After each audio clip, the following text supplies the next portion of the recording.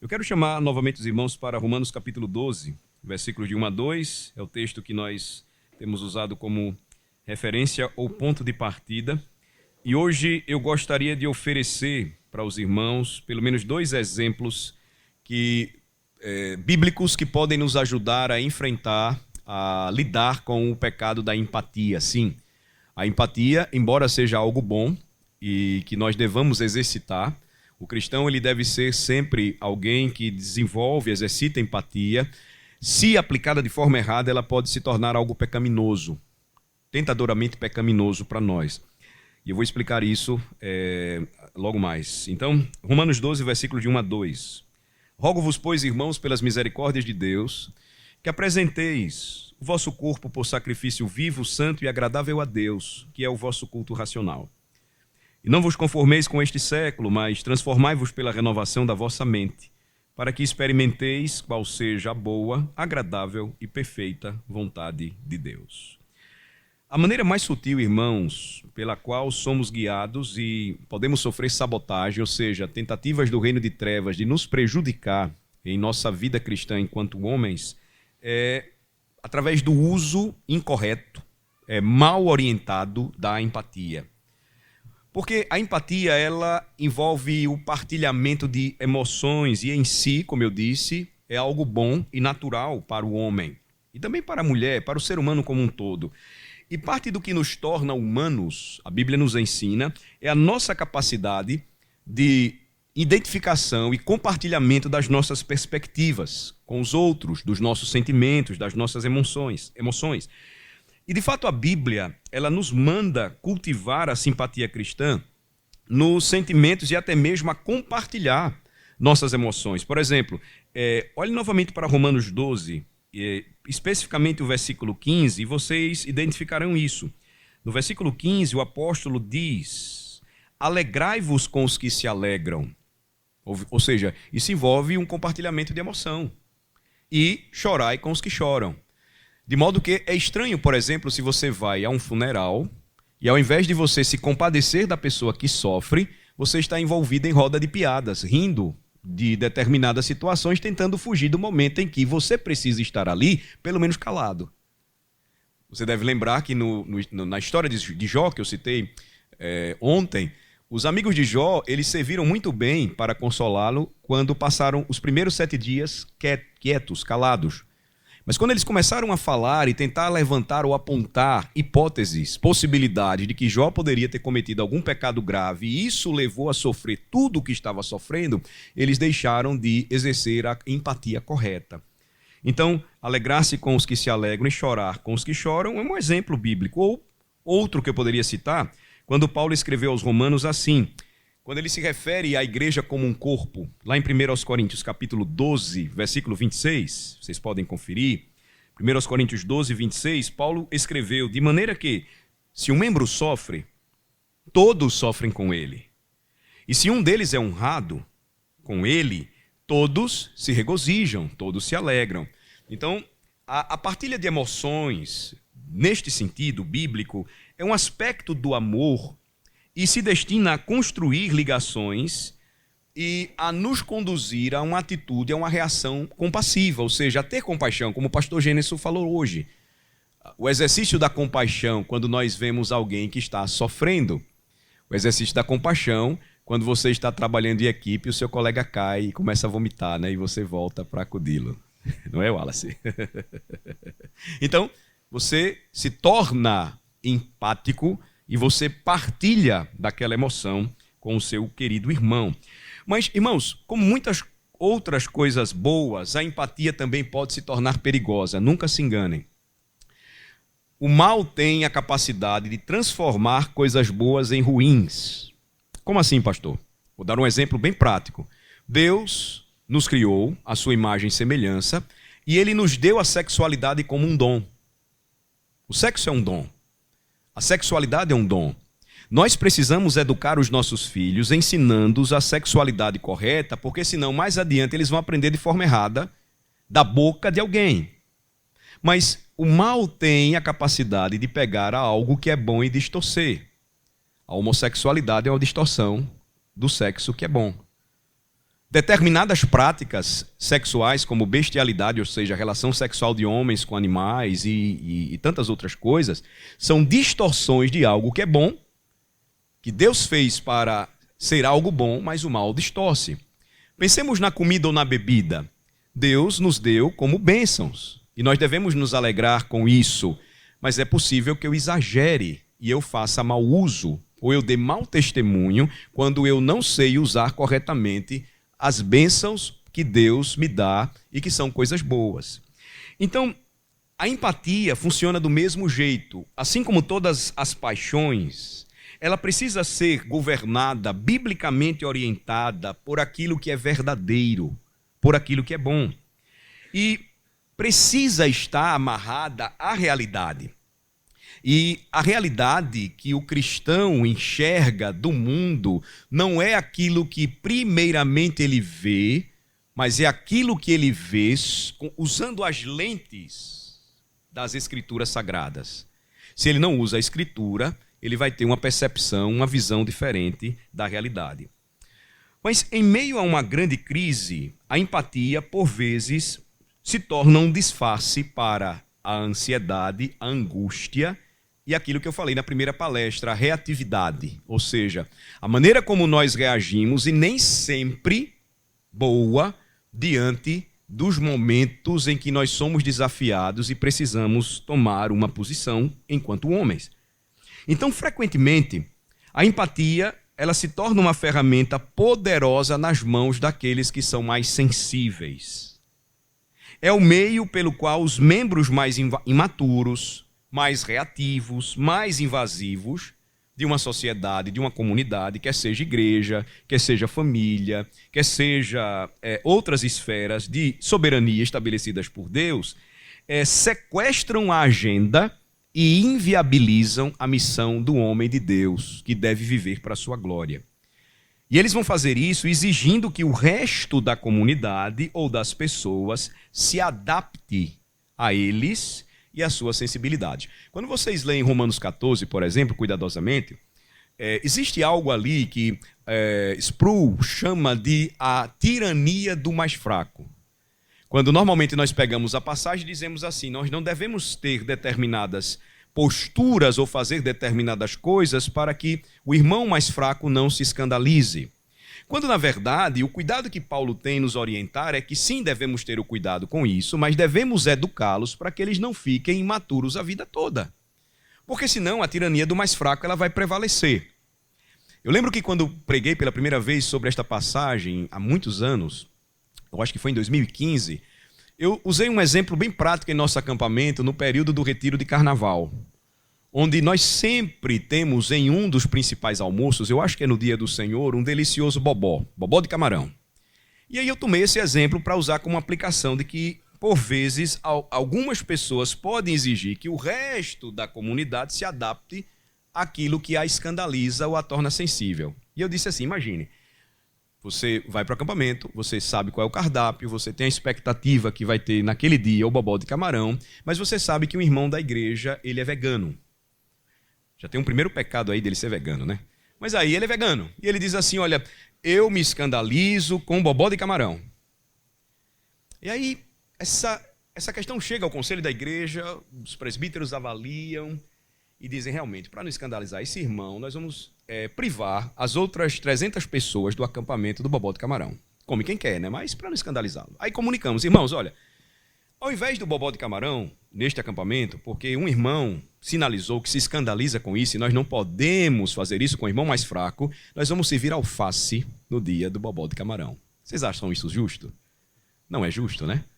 O justo é educar a pessoa para que ela entenda ou ela aprenda que ela pode não gostar, mas tem outras pessoas que gostam e que isso não é ilícito ou ilegal diante de Deus. É aquilo que Deus não desautoriza. É isso que eu quero dizer. Então, como é que a gente lida com isso? E para ser mais claro, quando estamos sob influência de algum tipo de empatia desenfreada, nós passamos a nos envolver e a nos embriagar com as paixões desenfreadas de outras pessoas. E é isso que acontece quando existe um tipo de debandada social, ou seja, um bando de pessoas que estão embriagadas com as paixões umas das outras, e assim eles passam a conduzir e influenciar todas elas. Eu não sei se você já foi para São Paulo e já andou de metrô. Se você não sabe como funcionam as linhas de metrô, você pode se perder facilmente, ficar atrapalhado. O que é que acontece muitas vezes quando você não sabe? Uma pessoa pode influenciar as outras que vão segui-la para onde ela vai. Acontece várias vezes. E aquela que não sabe de nada vai chegar num lugar que não tem saída. Por quê? Porque ela influenciou todo um grupo e a levou para aquele lugar. Porque aquelas pessoas nem pararam para refletir, ou olhar o mapa, ou pegar um aplicativo e saber mais ou menos qual era o caminho que ela deveria tomar, ou que tipo de linha ela deveria buscar. Se era azul, vermelha, azul, a roxa ou a amarela.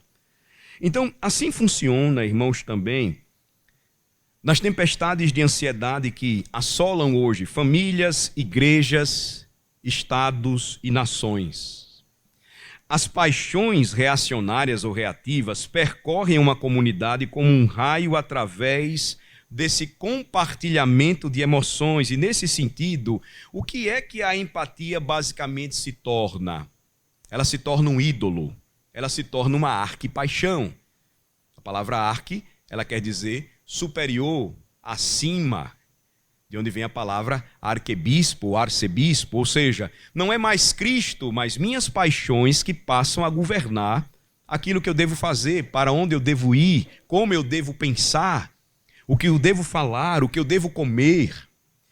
E isso é, irmãos, impressionante, porque quando a empatia ela se torna um ídolo, ela passa a ser o canal por onde outras paixões viajam entre os membros de uma comunidade.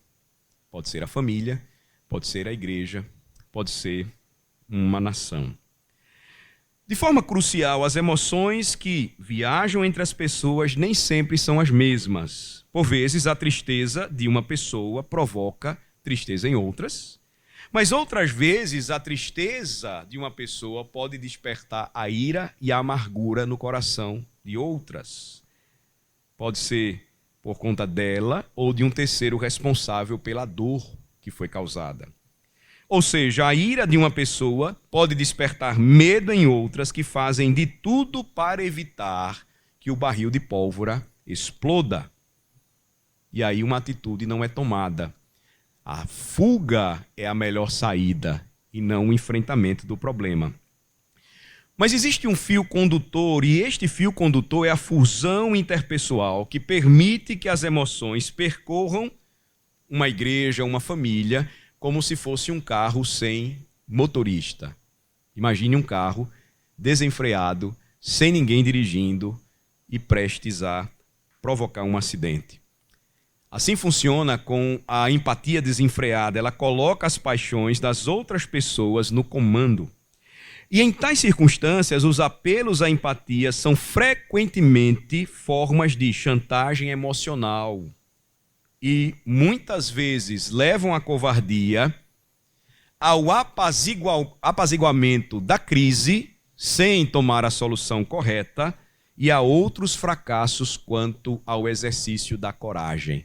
Ou seja, a necessidade de encarar e enfrentar verdadeiramente os problemas.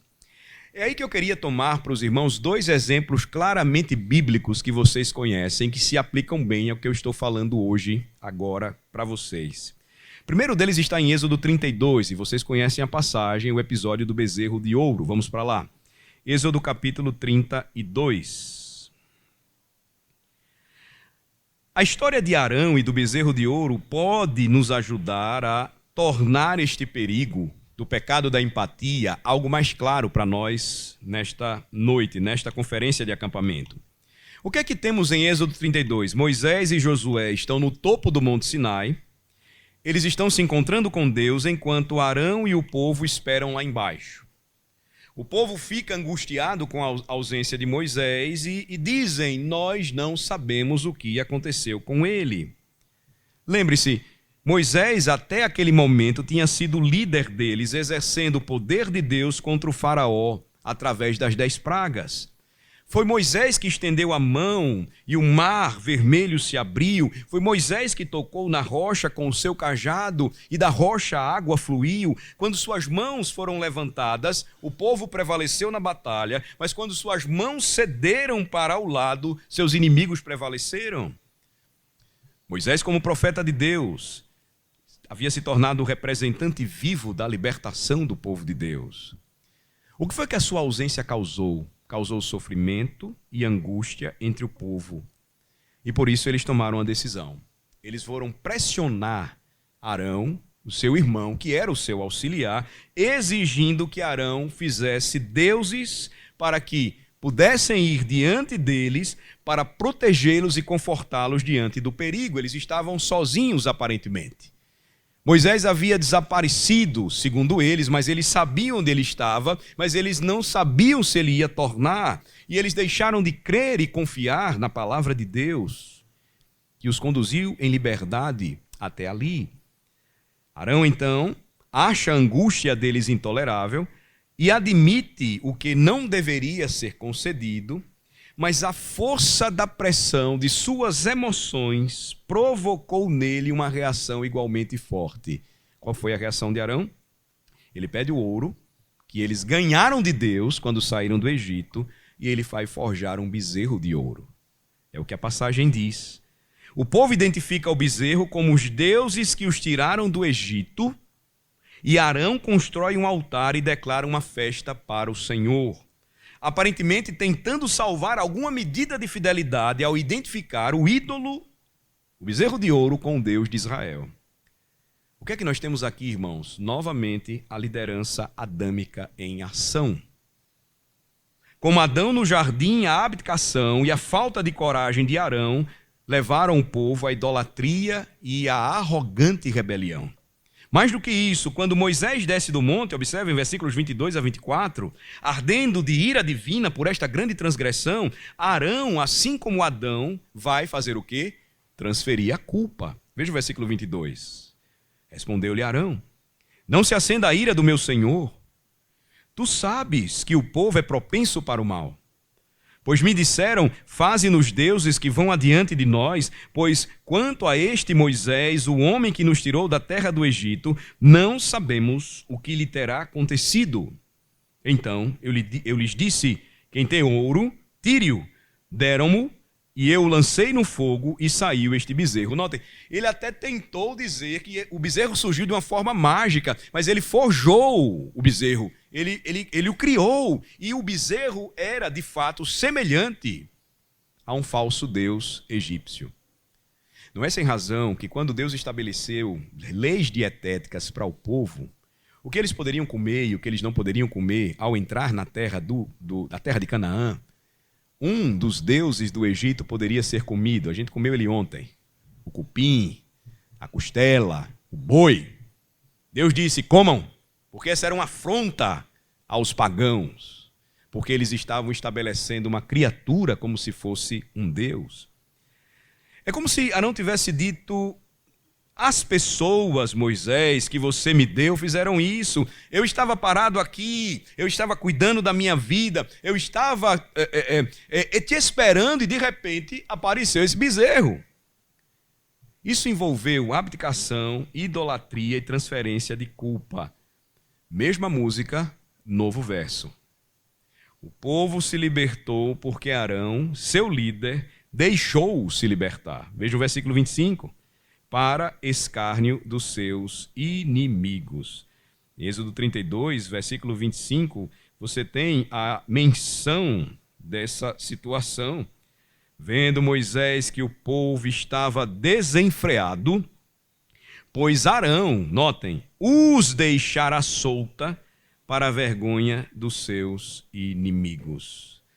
É algo que nós temos repetido aqui, irmãos. Os preletores têm lembrado a nós. Não adianta a gente colocar a culpa naqueles que o Senhor colocou sob a nossa responsabilidade.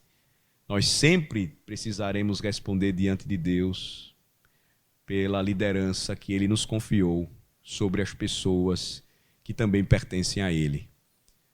Se é em casa, nossa esposa, depois os filhos, se é na igreja, o rebanho que pertence a Cristo e que ele confiou aos seus presbíteros, se em outras esferas de governo ou soberania, as pessoas que o Senhor confiou aos homens para governar, liderar, não adianta colocarmos a culpa em outras pessoas. Eu não sei se você já assistiu o filme que narra a história real do navio que precisou levar a ogiva nuclear, que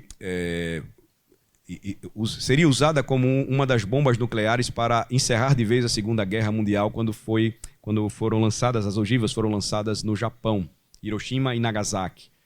E o USS Indianápolis era o nome do navio, e o seu responsável, comandante, ele precisava tomar uma decisão importante, e nessa decisão que ele toma, infelizmente ele foi interceptado por submarinos japoneses, e o navio ele veio a naufragar, e até hoje é considerado o maior desastre por morte de pessoas por ataque de tubarões da história da humanidade. Foram muitos marinheiros que morreram.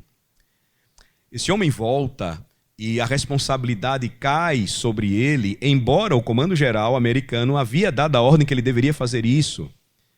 Mas a pressão que ele tomou foi tão grande, porque enquanto ele via os seus subordinados morrendo e ele tentava salvá-los e ele era responsável por eles, ele volta vivo com alguns.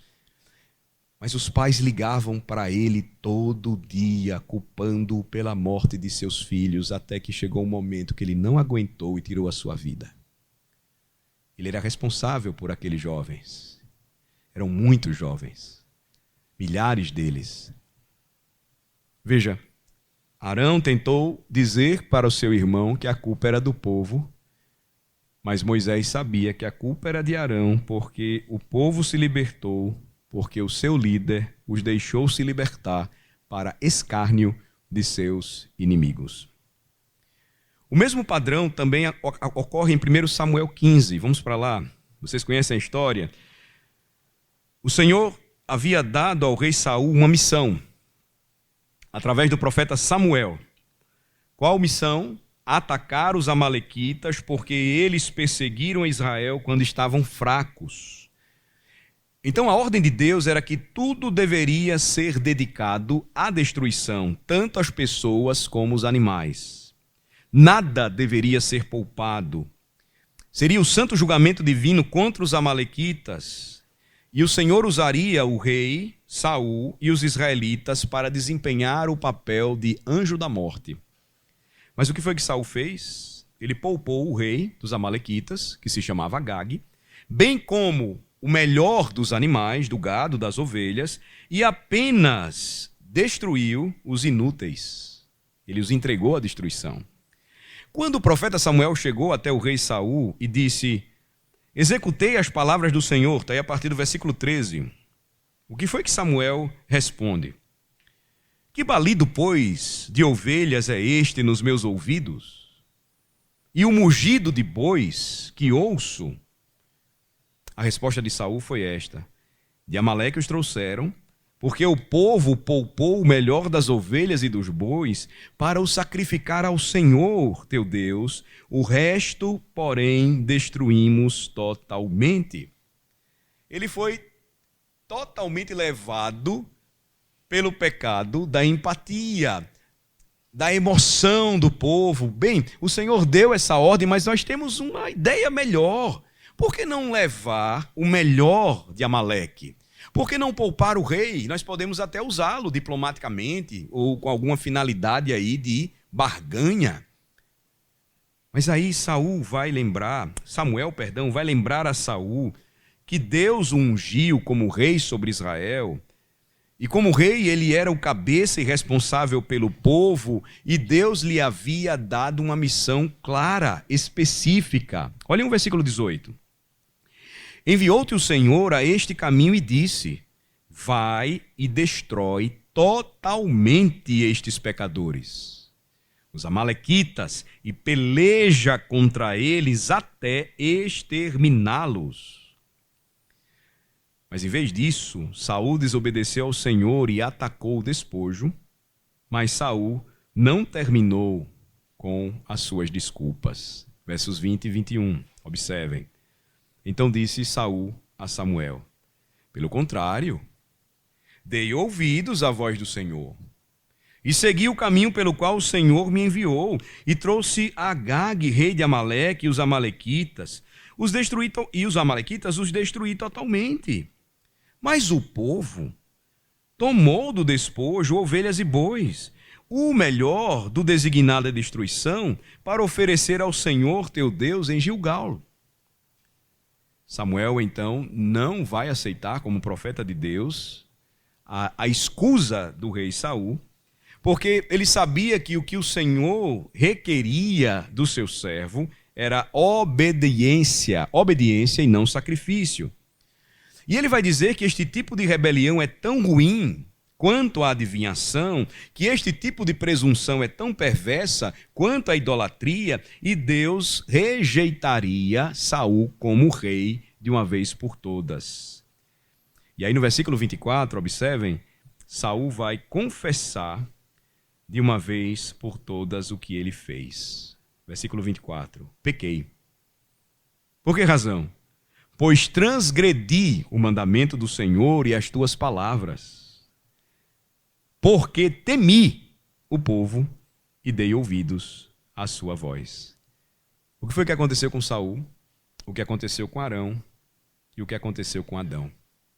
Quando nós nos deixamos levar pelo pecado da empatia, isso vai levar com que nós cometamos abdicação dos nossos deveres, idolatria, porque nós vamos estabelecer então como uma arquipaixão a empatia, e ela vai estar acima de Deus, e isso vai provocar o temor de homens e a transferência de culpa. Quando a coisa der errado, o que é que nós vamos dizer? Senhor, eu conhecia a tua palavra, eu conhecia os teus mandamentos, eu sabia de tudo isso, mas foi o povo. O povo me pressionou e eu tive medo do povo.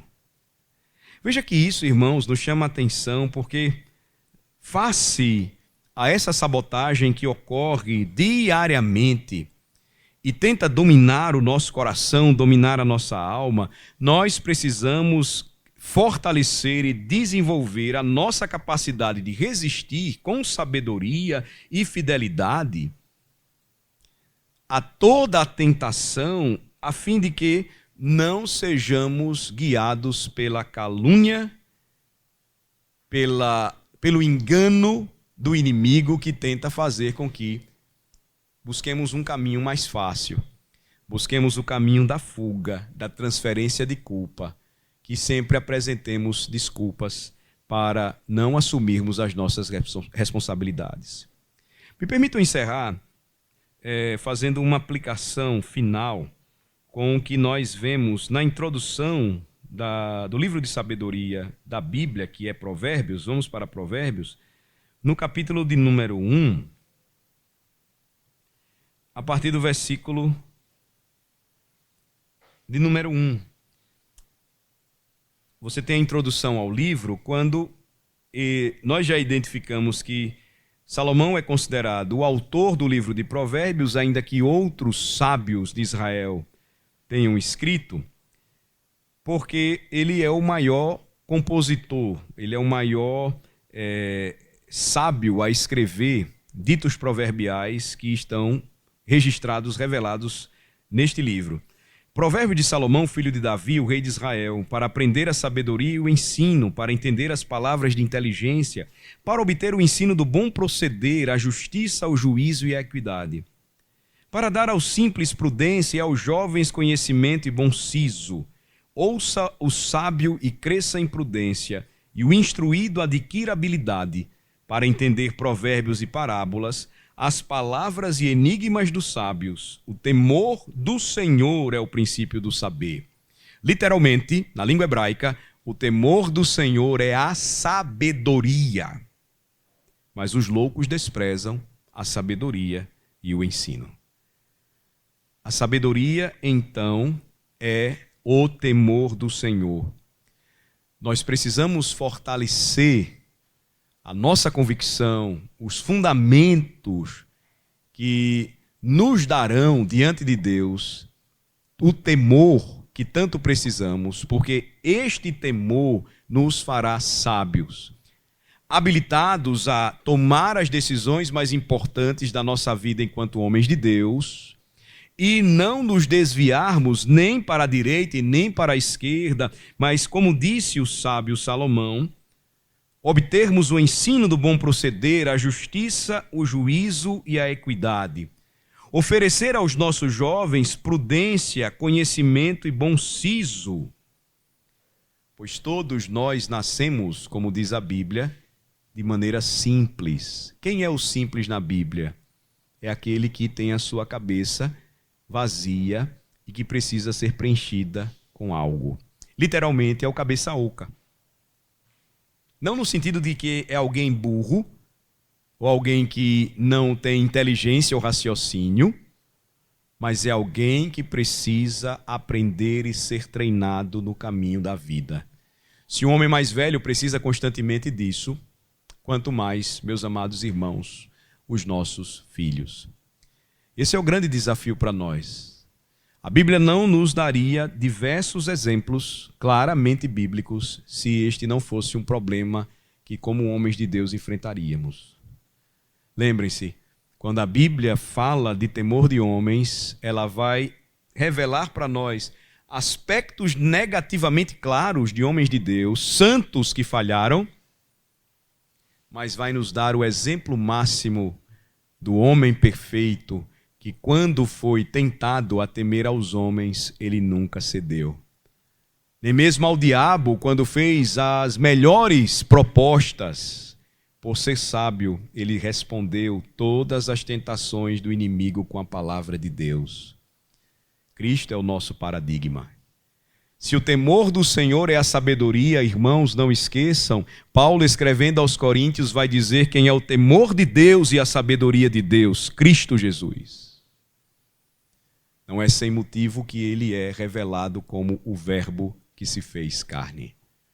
A parte de Cristo, tudo isso para nós se tornará inalcançável e impossível. Próximos a Ele, ligados e amarrados a Ele, nós sempre rogaremos a Deus sabedoria e Ele nos dará, porque Ele não nega a ninguém, sob medida, e esta sabedoria, ela fluirá dos ricos tesouros do Evangelho da graça do nosso Senhor e Salvador Jesus Cristo. Amanhã nós vamos concluir e nós vamos trabalhar as questões práticas, pelo menos algumas atitudes que nós podemos tomar que vão nos ajudar a fortalecer ou a forjar a nossa coragem. E isso vai nos fazer agir e enfrentar um grande mal, um grande problema ainda hoje, que impossibilita que tomemos uma ação ou sejamos reativos da forma correta, que é a preguiça. O fortalecimento da nossa coragem, à luz da palavra de Deus, vai nos ajudar sempre a lutar contra a tentação de sermos preguiçosos. Às vezes a gente pensa que preguiça apenas lida com situações em que nós não queremos trabalhar, estudar ou fazer alguma coisa, mas os aspectos mais fortes do pecado da preguiça que cercam o coração dos homens e dos jovens e dos garotos é a rejeição ou a omissão dos nossos deveres espirituais. Tudo começa por aí. A partir de uma mudança radical de pensamento e de atitude, nós vamos perceber como as outras coisas ou as outras virtudes da Bíblia, elas vão fluir naturalmente, porque serão dadas como bênçãos de Deus para nós. Vamos orar. Senhor, nós te bendizemos, louvamos o teu nome pelo privilégio de mais uma vez estudarmos a tua palavra, trabalhando este tema que continua a nos ajudar a identificar os pecados que nos cercam e nos tentam e a lidar com situações em que por vezes transferimos a culpa porque estamos amargurados ou irados com as pessoas ou entristecidos com elas ou simplesmente nos deixamos ser levados. Assim como Arão, assim como Saul, assim como o nosso primeiro pai Adão. Perdoa-nos, Senhor, quando por vezes fazemos o mesmo. Perdoa-nos, Senhor, quando agimos por vezes da mesma maneira e omitimos dos nossos filhos o exemplo que tanto eles precisam, de atitudes que deixamos de tomar porque fazemos da empatia um pecado, um ídolo em nosso coração, quando não a direcionamos da forma boa e correta à luz da Tua palavra. Senhor, ajuda-nos, porque nós precisamos muito de Ti e precisamos refletir muito sobre este tema, e a nossa oração é que nos ajude e que o Teu Santo Espírito opere em nossos corações, a fim de que cresçamos mais e mais na graça e conhecimento do nosso Redentor. Em nome de Jesus que oramos. Amém.